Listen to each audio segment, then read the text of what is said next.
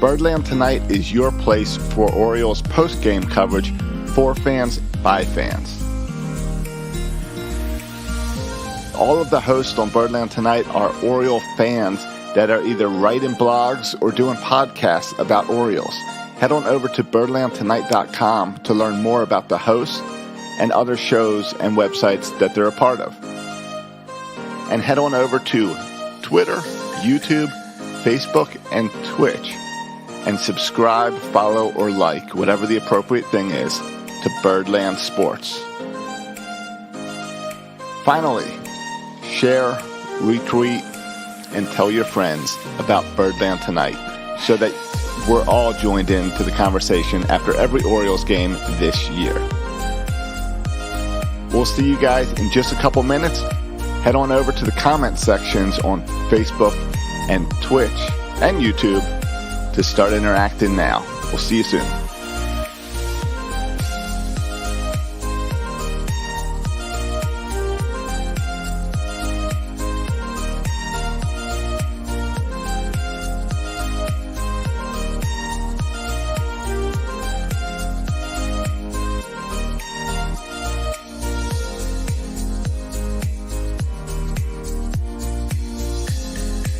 Did you know Birdland Tonight is also a podcast? Head on over to your favorite podcast app and subscribe to Birdland Tonight to get the audio of this show every morning ready for your commute.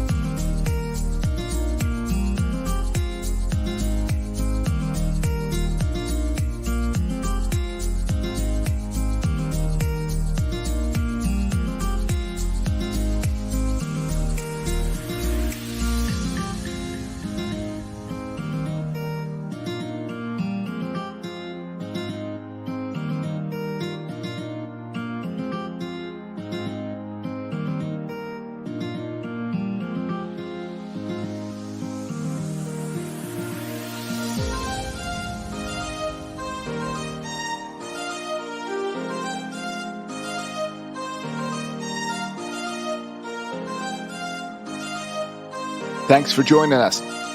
We will get started in just 1 minute. Make sure that you have subscribed to us on your favorite social media.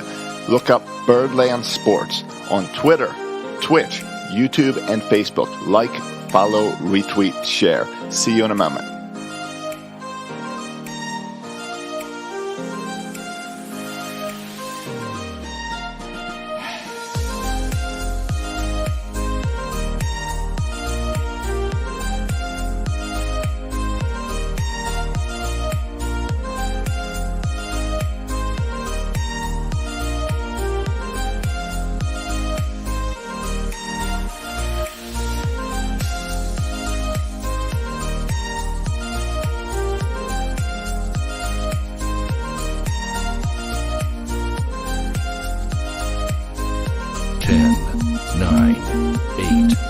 Seven, six, five, four, three, two, one.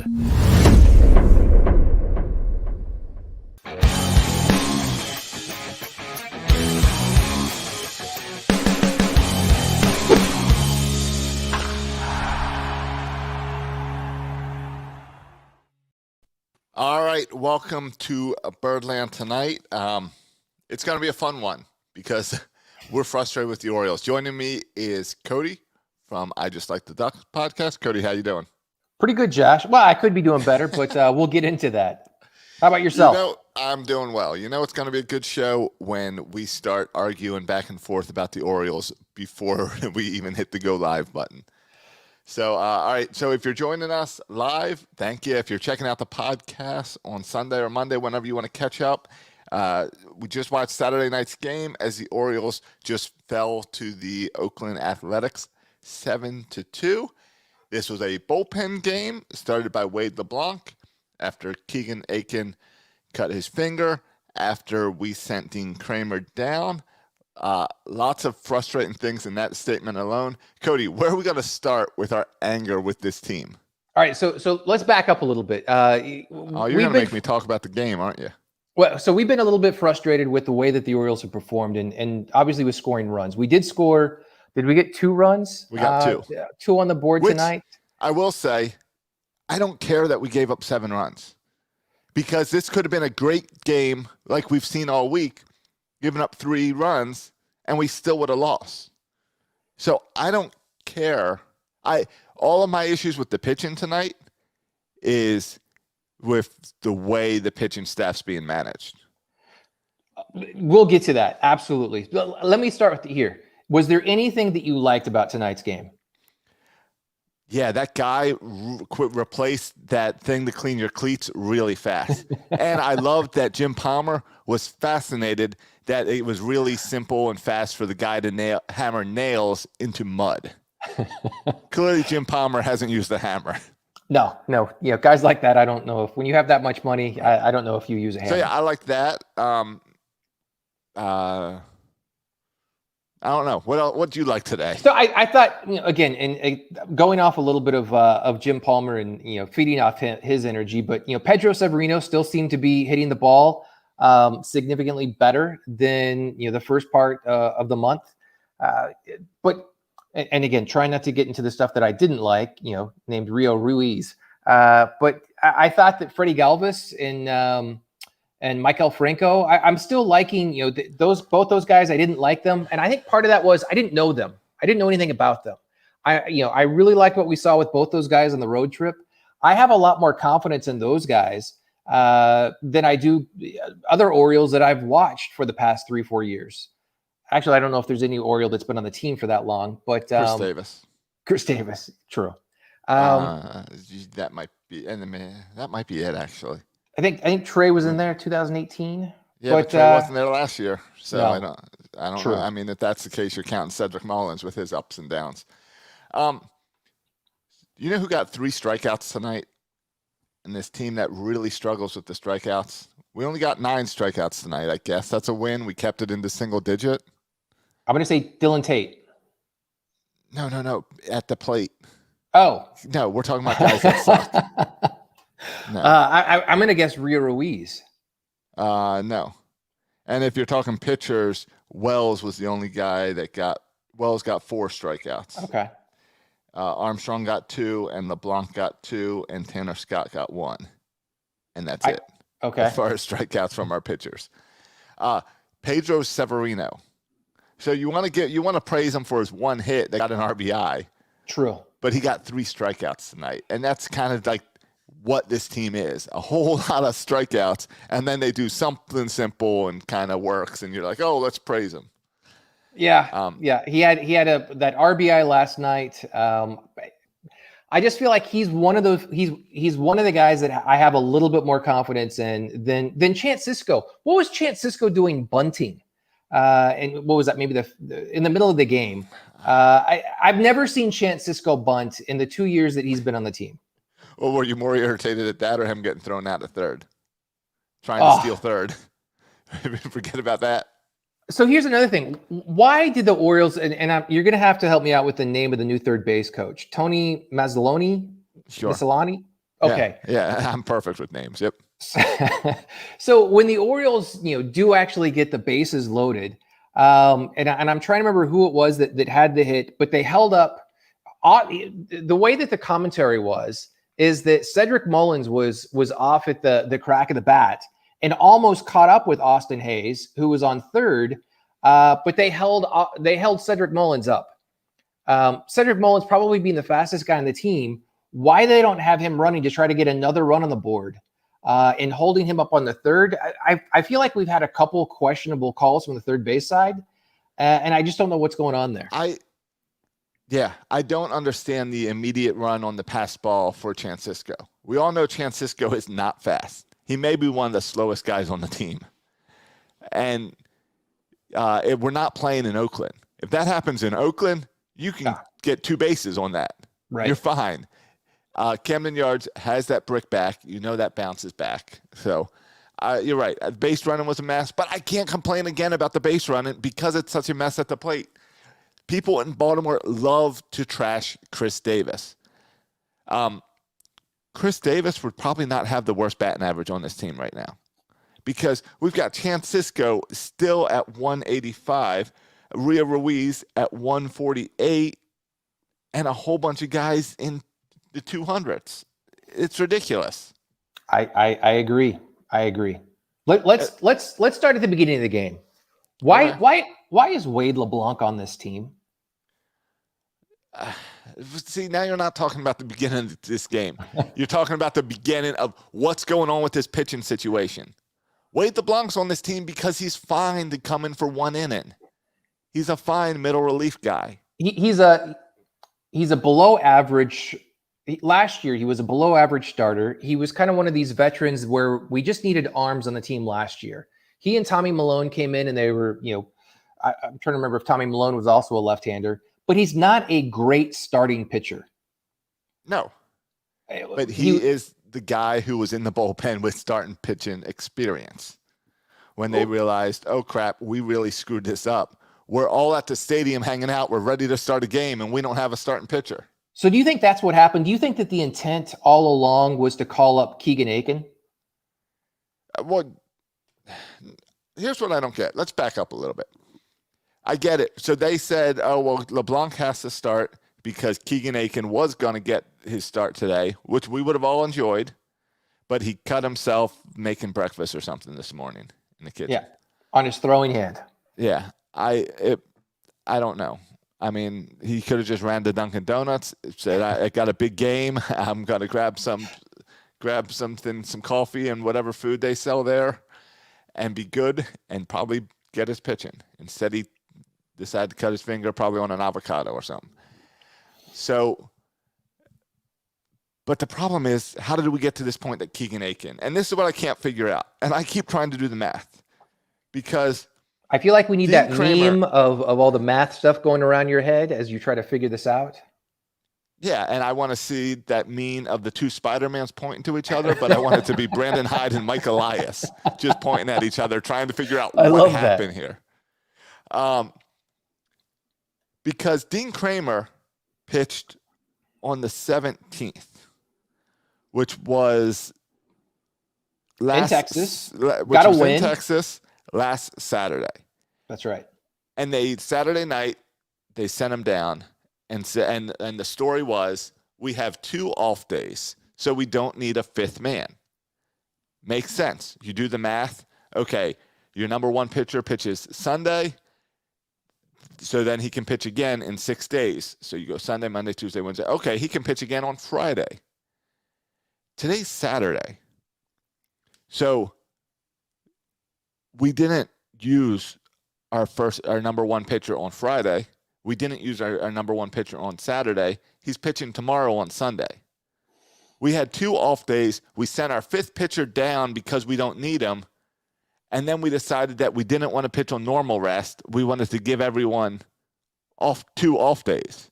Because normal rest for John Means would have been yesterday.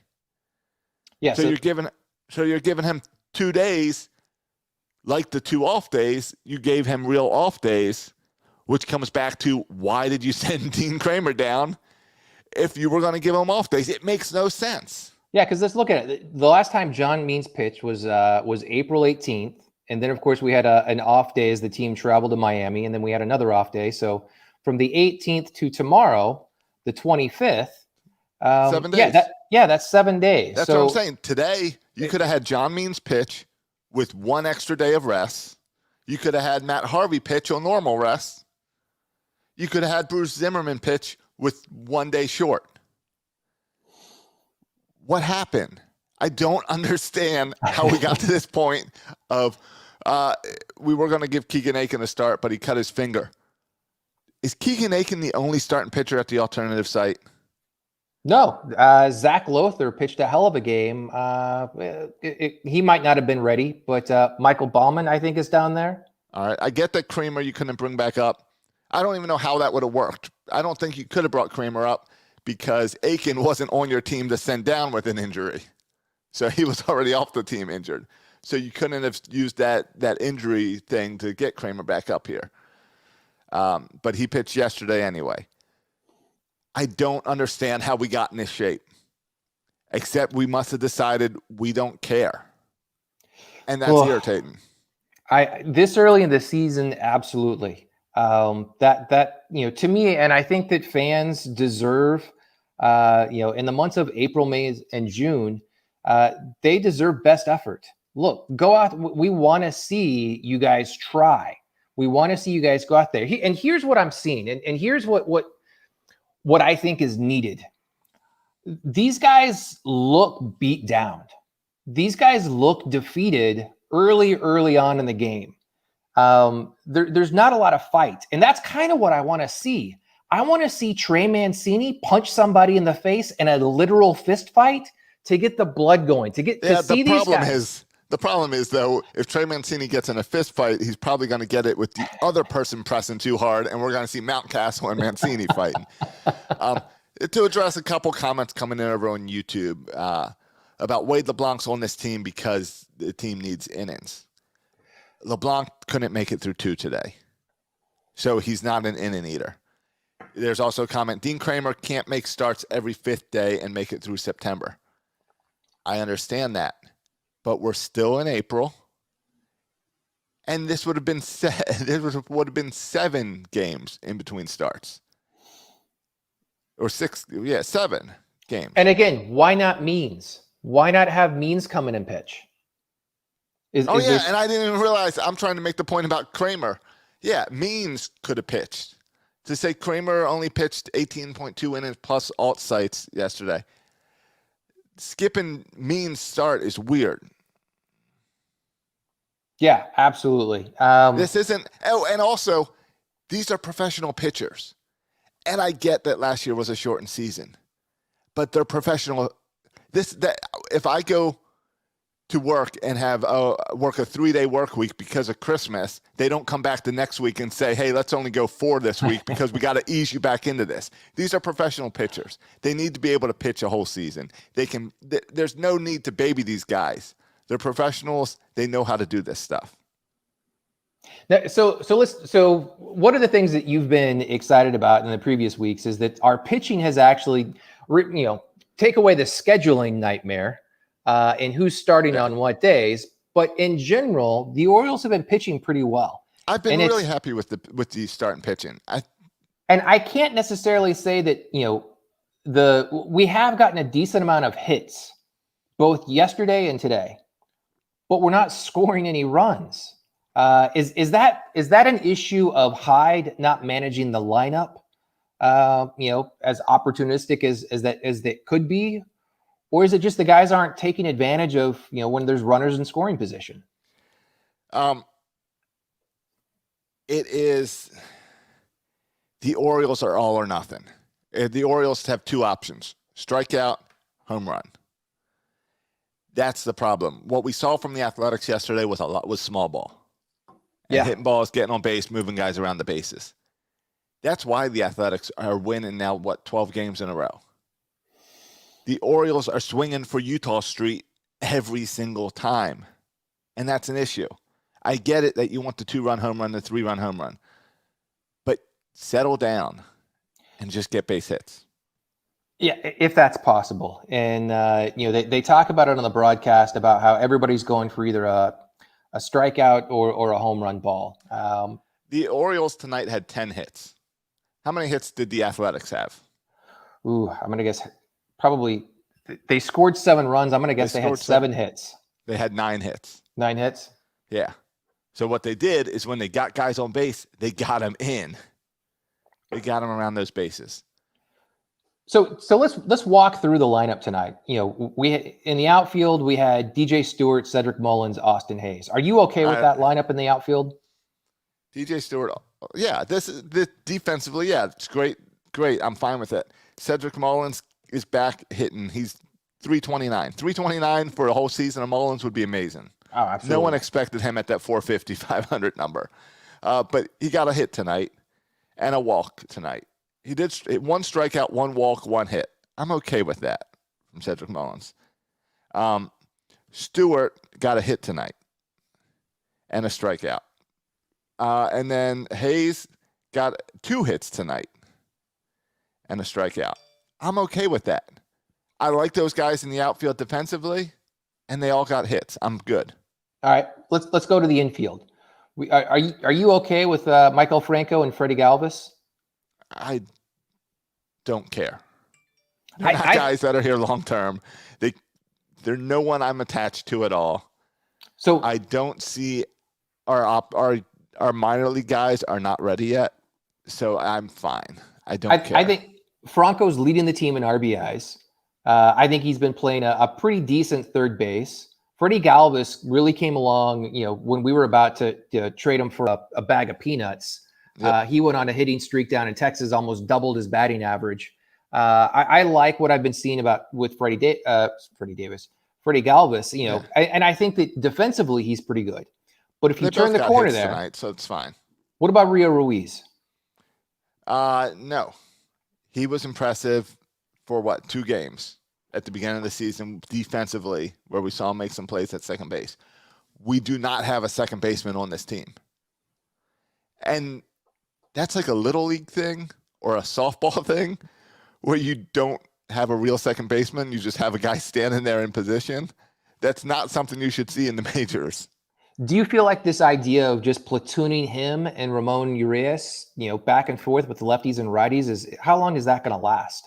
It's going to last the whole season because they don't care. What we learned today, by the way they set this pitching lineup up, is that they do not care about winning games. Is it just even being competitive on the field? Now, neither one of us are actually in Baltimore, but do you feel that are the fans in Baltimore, have they just become immune to this? I feel like this is, it's the local team. It's the local fan base that's hurt the most. What are they left? What were they left to do other than tune in for the draft, the NFL draft, and see who the Ravens get? I mean, but see, it's too easy to say that because we've had losing baseball for many years in Baltimore, and people in Baltimore, you've got the diehards like us that care and understand this rebuild, but still get frustrated. But we understand the long-term goals. And then you have people who don't care unless the Orioles are winning. Do you feel like it's different this time? Do you feel like it's different? Is it different? Does it really feel like they're not trying? The players on the field are trying. Agreed. Today, I believe that the Orioles did not put out a team on the field with an attempt to win the game. When you don't bring up a starting pitcher and you try to let your bullpen, and you try to give all this conversation about your safety of your pitchers and not letting pitchers wear out pitchers, but you're going to let your bullpen be worn out for a whole game, which Major League Baseball, the whole reason for this rule with second base to limit extra innings is so you don't wear out your bullpen. And the Orioles have decided, well, let's just blow out our bullpen in one game. They don't care to win as far as the GM. This would have been a great game to have Mike Elias being interviewed instead of the 30-second interview he had yesterday. I agree. Back to second base. We don't have a second baseman. Would you like a guy? How do you feel about a guy right now, if you could take a second baseman, batting .237 with a .447 slugging percentage, has 14 games, 9 hits, 2 triples, 4 doubles. Yeah. Would you take that? Yeah, absolutely. Yeah, you know whose stat line that is? Hanser Alberto. This year, that's what he's doing.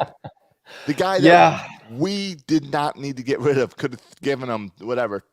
What's he making? $2 million? He can't be making that much. No, I think he's making like 1.2, maybe 1.3, which was way too rich for the Orioles. So instead, we're paying a guy the the league minimum, which is $500,000. So essentially, it was an extra $600,000 that they couldn't spring for. 500,000. No, wait, no, that was in 2016. I would think he's making a little bit more since then. I think the whole reason why the Orioles didn't want to keep him. Okay, because it was this is his first year of arbitration. Yeah, absolutely. Not only that, the guy provided so much energy to the team. He was a leader of the clubhouse. And positivity and happy and always smiling. When you talk about how this team is all pressing and they all look angry and nobody's happy, you might as well have Chris Davis up in this dugout so someone's starting to fight with Brandon Hyde. I agree. Bring back Chris Davis. The problem is Chris Davis can't play second base. So, the way that they shift these days, I feel like, on some plays, to righties that maybe he does a little bit. I put Ryan Mountcastle there. I don't care. It's not working with these guys. Bring up, is Pat Vallejo on this team or is he at the alt site? He's at the alt site. All right, so bring him back. He can play second base. I'm okay. The team needs to do something. I mean, are we in a slump? I mean, we took one of two games down in Miami.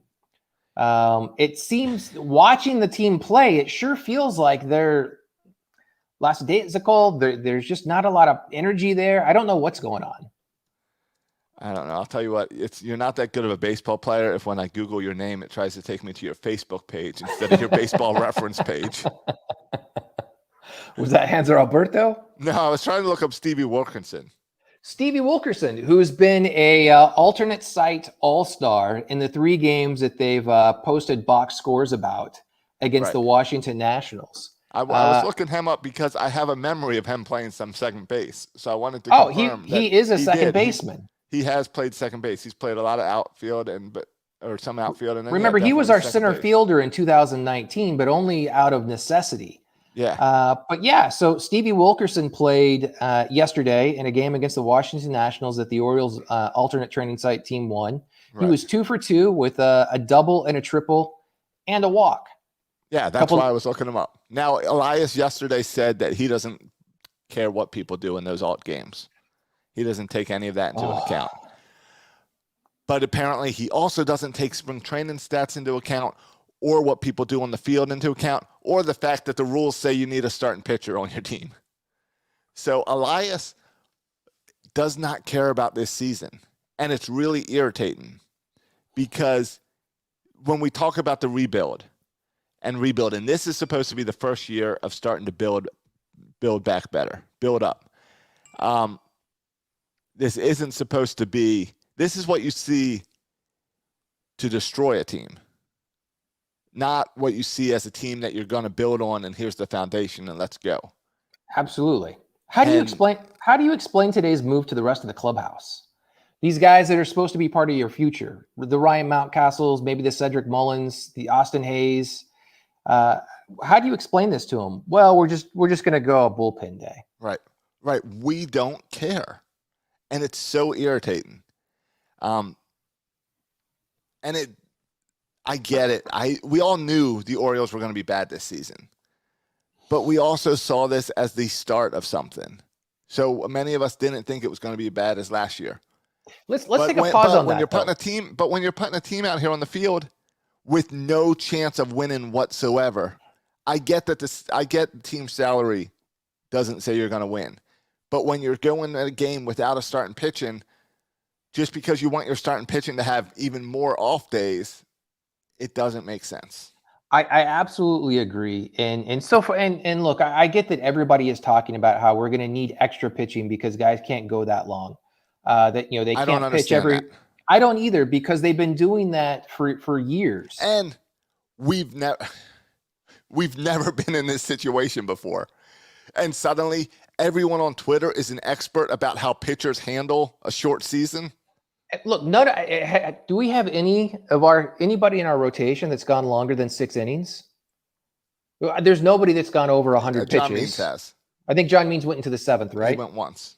He went 7. So look, none of our guys are going real deep into games, but we have really good pitching because we have a really good bullpen. Right. We've got even with Jorge Lopez. He is what he is. He can go 4 innings, maybe into 5, but then we get in someone like a Plutko. So we've got pitching. Fundamentally, we should have some guys that can hit the ball. We know Mountcastle can hit. We've seen what DJ Stewart can do. Cedric Mullins is coming alive. We shouldn't be a bad team. We shouldn't be losing, like we are tonight. That's the most frustrating piece. So we've been happy with the rotation. If anything, I've been irritated that I think Brandon Hyde pulls guys too early and from the starters. And that I lean into, okay, fine, everyone's trying to protect these guys. But if you want to do a bullpen game, I get it. All right. Well, I don't get it at this early in the season, but I understand you say, hey, our bullpen's been pitching really well. The problem is, who has not been pitching well in our bullpen? Wade LeBlanc, Tyler Wells, Sharon Armstrong. The 3 guys you put in this game today. And it takes until what inning? 1, 2, 3, 7th when Tate 4, came in. 5, Plutko comes in. Yeah. And I'm good. Plutko's good. 5th or 6th inning, he came in. Tate came in. He's good. I'm good with him. Tanner Scott came in. I'm good with him. But the game was over when you brought those guys in. And here's the more I think about it, and it'll be interesting to see how Hyde handles the post-game interview. But is this a situation where you don't want to burn anybody's options? Is this protecting, players' option, as they get option down? I was looking it up. Even Trey Mancini still has 2 or 3 options left on his contract. But I was looking, who could you send down? And you could send down a lot of different people. So is it just a matter of, well, I don't want to burn that option that I might need next year? No, because I don't. No, because the Orioles have played with options before. They would send like Chen down and Bud Norris down during All-Star breaks. So no, they're not worried about it. So, and I get that there's a comment saying pitchers haven't been doing it for a year. Kramer, Aiken, and Means don't have a history of throwing 200 innings. They don't for the Baltimore Orioles, but these guys have been throwing baseballs at least since high school. And if you look at all the stats, it's everyone complaining about high school pitchers being overworked, college pitchers being overworked. Josh, I know you'll love this. Why didn't they call up Mickey Janis? I don't know why they don't do anything. Why? It seems like a last-minute decision to be like, oh, I guess who's back there? Oh, Wade LeBlanc. Everyone else is 20 minutes away, and the game starts in 15. It's got to be Wade LeBlanc. I mean, I'm not expecting the Orioles to win. The Athletics are hot. I expect you to put a Major League Baseball team on the field.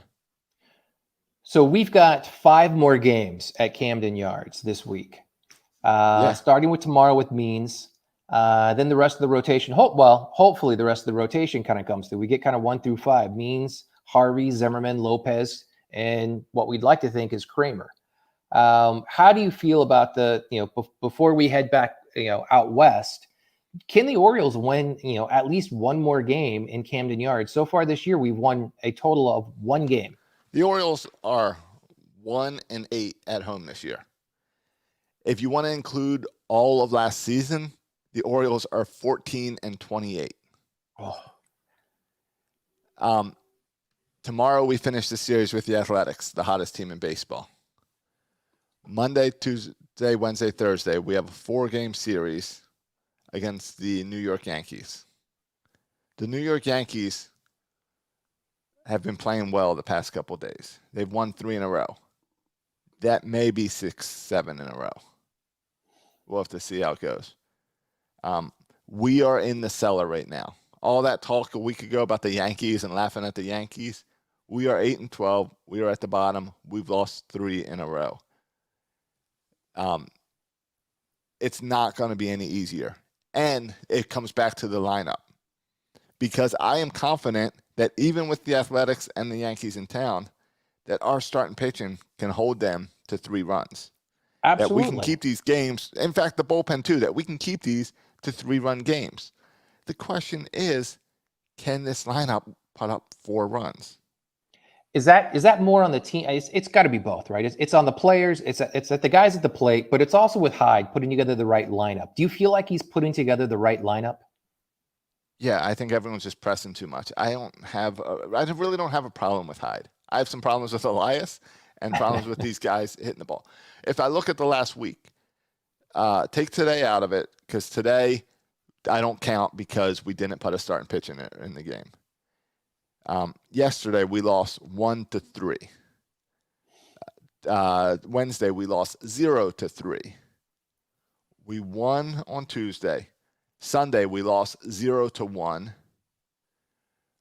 Win Saturday, win Friday. Let's see, we played 2 on Thursday. We lost 2-4. We lost 1-2. Then last Tuesday, and by the way, when you're resting all these guys, remember we had all these other random off days. We lost a game 4-3 on Tuesday. We won the other game.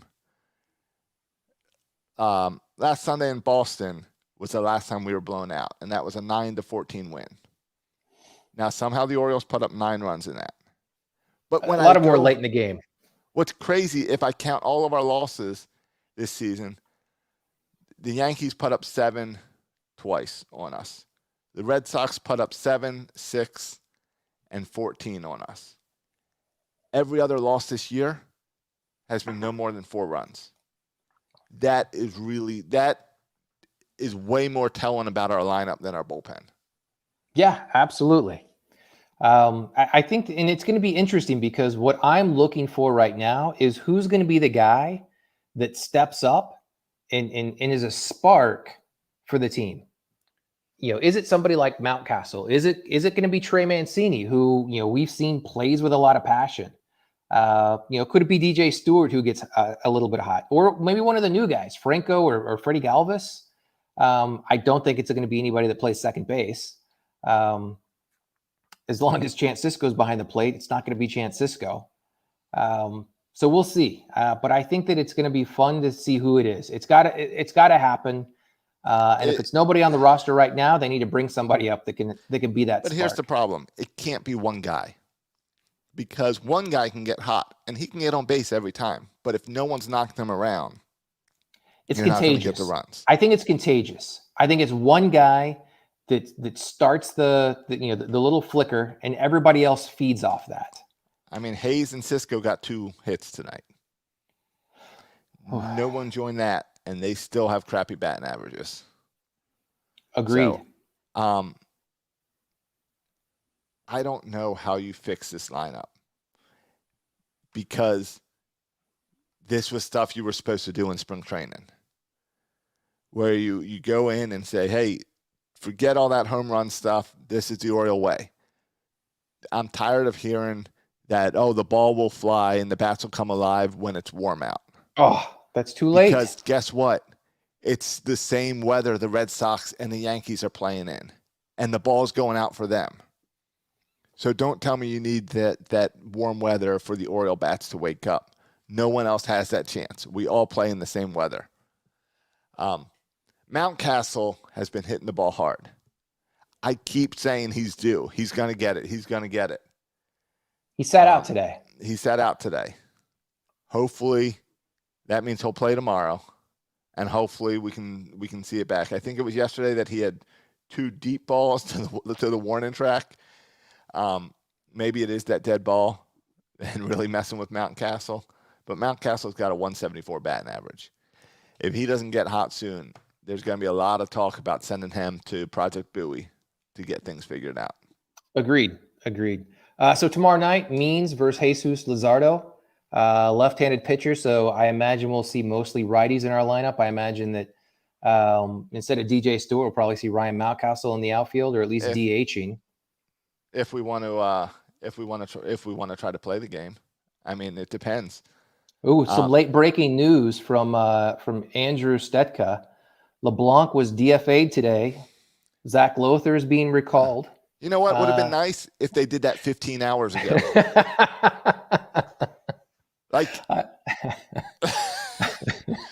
I agree. I feel like maybe the mail kind of got lost, and maybe the somebody's forgot to pick up their voicemail. I mean, right. Was Route 50 all backed up all day or something? Couldn't get out of Bowie?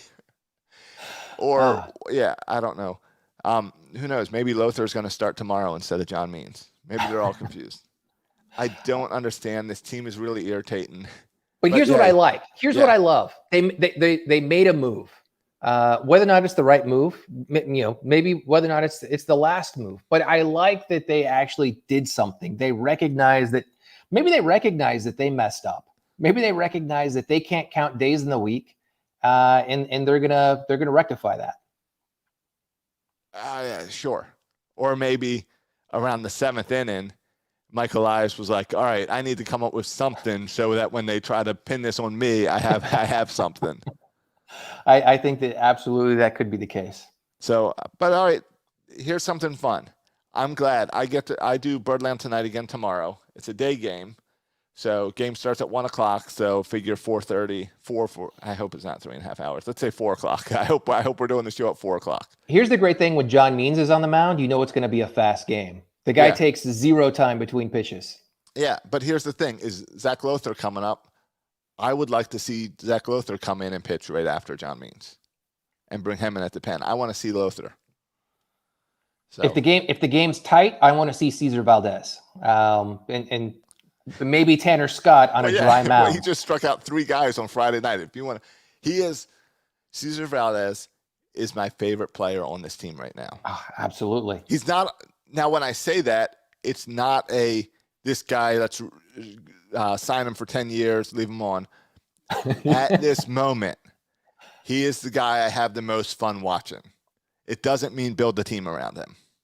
It's the same feeling I had back when Chris Davis was on the team. Regardless of how good he was or bad he was, you're still glued to the television when he's at the plate. Regardless what Cesar Valdez does, I'm glued to the television when he's on the mound. Yeah, I'm totally with you.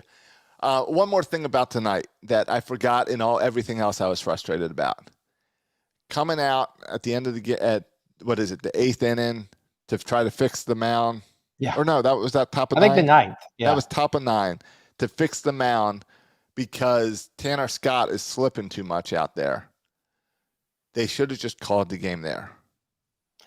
It was pouring rain. It's been raining for innings. You've already ruined your bullpen. Why would you try to risk losing a pitcher to injury?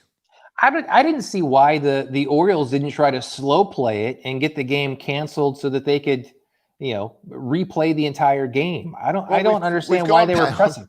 We've gone more than 7, so they wouldn't. No, but it was raining they came out there in the 3rd inning. The groundskeeper lady. When she came out with the iPad, I was like, oh, it's going to be a late night for Birdland Tonight because we're having a delay. I thought so. You're right. Too. I don't understand why they played through it, except the Orioles didn't care to win this game. That's the only thing I can think of as well, because at that point in time we were losing. And again, it's your field. You kind of have that advantage, I think, of being able to call the game or not.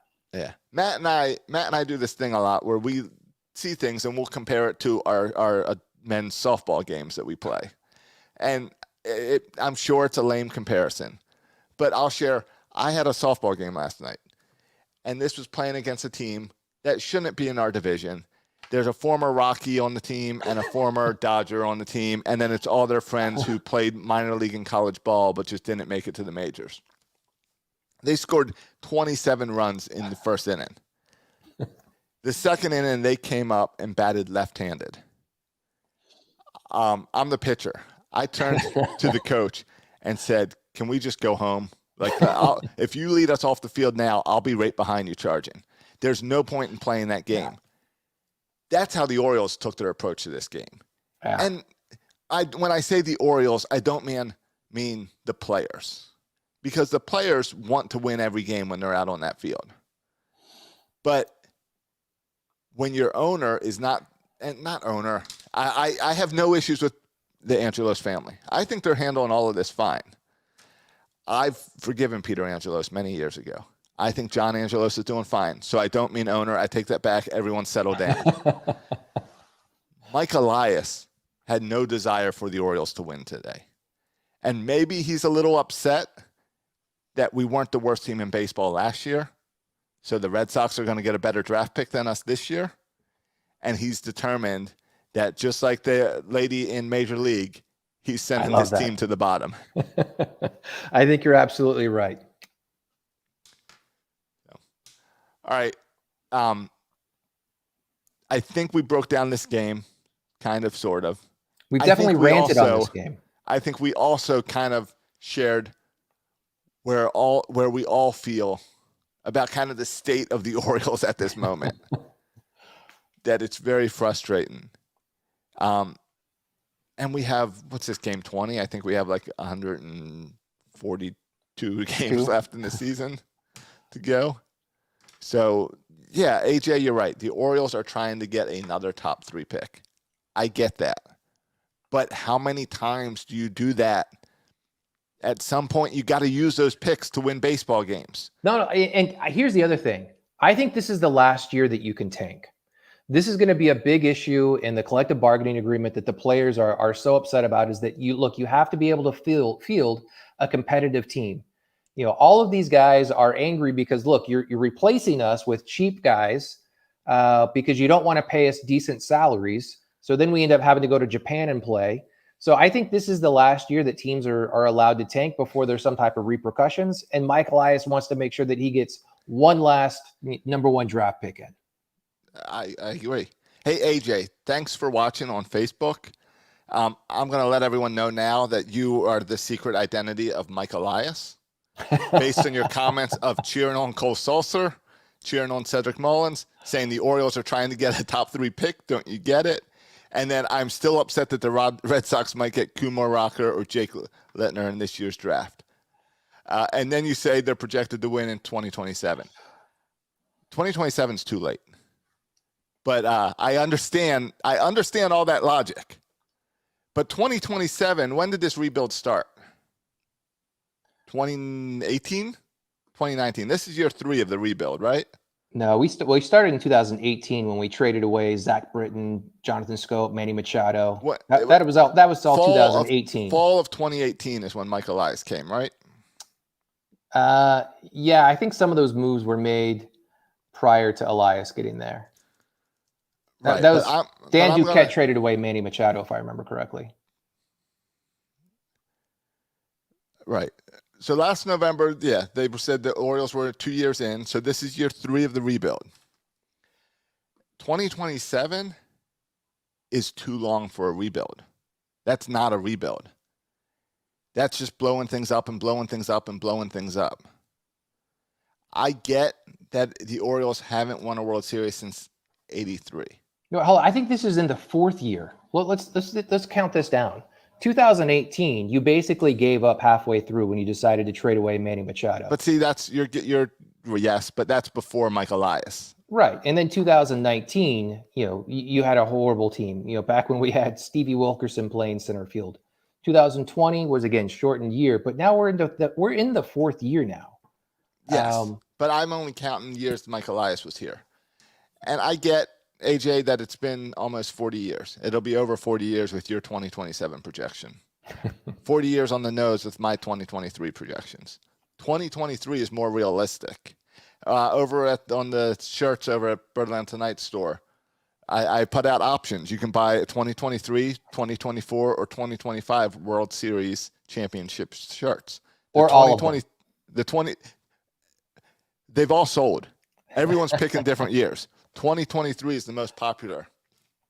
If you wait until 2027, that's a whole different generation of baseball fans that were not watching the Orioles the last time the Orioles had a winning season. That's too long. We talk about the 14 years before that run with the Buckle Up Birds. You can't wait till 2027. You can't go through another 14 years. Absolutely agree. So I get it. Also, if the Orioles don't decide next year is the year to start winning games, you're not going to have anyone else to trade. You can keep bringing in these number 1 draft picks, but guess what? Adley Rutschman has to come up sometime soon. The fact that there was no baseball last year for minor leagues allowed you to keep him back. If he had a full season of minor league baseball last year, he was going to force his way onto the baseball team this year. Agreed. Because you didn't have that, you can start him in Double-A and then push him to Triple-A. But once he starts lighting it up in Triple-A, you end up with a Mountcastle moment where you have to bring him up to the majors because there's nothing more for him to do in the minors. And that Adley Rutschman coming up is the key. That's when everything switches and you do whatever you can do to win in the major league level, and you don't worry about draft picks anymore. Completely agree. All right, I was supposed to take a break at some point there. Yeah, I forgot about that as well. I broke my own rule. It was so irritating. We went way overtime, guys. Thanks for checking out Birdland tonight. I will be back here tomorrow. Let's hope the totals are way better. I think so. AJ, come back tomorrow so we can keep talking. In fact, if you want, I'll put you in the other box instead of Cody, and we can talk about this tomorrow after the Orioles game. Send me a message, because I see you now talking about Mancini, Santander, Means, Scott as all trade chips. And if we get into that, Cody and I are going to be here another 25 minutes. Easy. Because someone's got to be part of your future. You can't trade everyone away and get 26 draft picks and then be like, all right, we're ready to win. We got 26 first-round picks. Let's go. All right, guys, thanks for watching Birdland tonight. Cody, I assume you've got working on something for your podcast this week? Yeah, always check out the Twitter feed at Orioles Podcast. All right, Section 336 will record on Monday. It'll be, I say anger, this is really just frustration, because we're not going anywhere. We're going to be here for every game. We're Oriole fans. We bleed this stuff. So thanks for checking out. AJ, still 142 to go. Yep, 122. Let's keep going. Guys, we'll talk again later. Check out Birdland tonight in the store and all that. And you know what, AJ, I'm putting up a 2027 shirt in the next day or two just for you. We'll see you guys.